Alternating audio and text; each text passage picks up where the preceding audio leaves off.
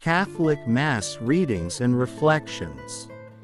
July 18, 2023. Feast Day of Saint Bruno of Segni. First reading. Exodus chapter 2. Verses 1 to 15. A certain man of the house of Levi married a Levite woman, who conceived and bore a son. Seeing that he was a goodly child, she hid him for 3 months. When she could hide him no longer, she took a papyrus basket, daubed it with bitumen and pitch, and putting the child in it, placed it among the reeds on the river bank. His sister stationed herself at a distance to find out what would happen to him. Pharaoh's daughter came down to the river to bathe, while her maids walked along the river bank. Noticing the basket among the reeds, she sent her handmaid to fetch it. On opening it, she looked, and there was a baby boy, crying. She was moved with pity for him and said, "It is one of the Hebrews' children." Then his sister asked Pharaoh's daughter, "Shall I go and call one of the Hebrew women to nurse the child for you?" "Yes." So she answered. So the maiden went and called the child's own mother. Pharaoh's daughter said to her, "Take this child and nurse it for me, and will repay you." The woman therefore took the child and nursed it.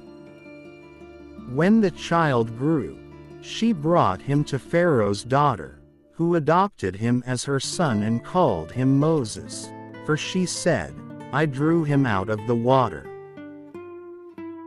On one occasion, after Moses had grown up, when he visited his kinsmen and witnessed their forced labor, he saw an Egyptian striking a Hebrew, one of his own kinsmen.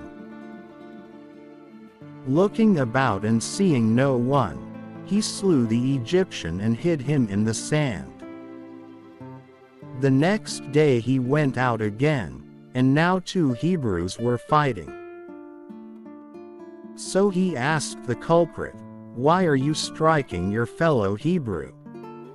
But the culprit replied, "Who has appointed you ruler and judge over us? Are you thinking of killing me as you killed the Egyptian?"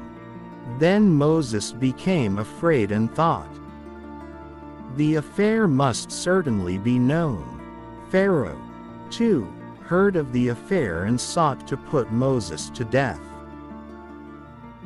But Moses fled from him and stayed in the land of Midian. Responsorial Song. Turn to the Lord in your need, and you will live. Gospel. Matthew chapter 11. Verses 20 to 24. Jesus began to reproach the towns where most of his mighty deeds had been done, since they had not repented. Woe to you, Chorazin! Woe to you, Bethsaida! For if the mighty deeds done in your midst had been done in Tyre and Sidon, they would long ago have repented in sackcloth and ashes. But I tell you, it will be more tolerable for Tyre and Sidon on the day of judgment than for you. And as for you, Capernaum, will you be exalted to heaven? You will go down to the netherworld. For if the mighty deeds done in your midst had been done in Sodom, it would have remained until this day. But I tell you, it will be more tolerable for the land of Sodom on the day of judgment than for you. Reflection. Woe to you! I had the chance to set foot in Chorazin during a visit to the Holy Land. There is a synagogue for the villagers, worship, and there are some houses, but nothing of consequence has remained in this place. In Jesus' time, the fishing towns of Chorazin, Bethsaida, and Capernaum in Galilee were minuscule compared to the big cities like Tyre and Sidon in Phoenicia. But they had the privilege of having Jesus preach and do miracles in their area.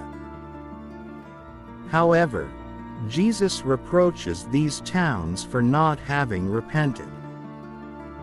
The inhabitants feel exalted to have a prophet among them.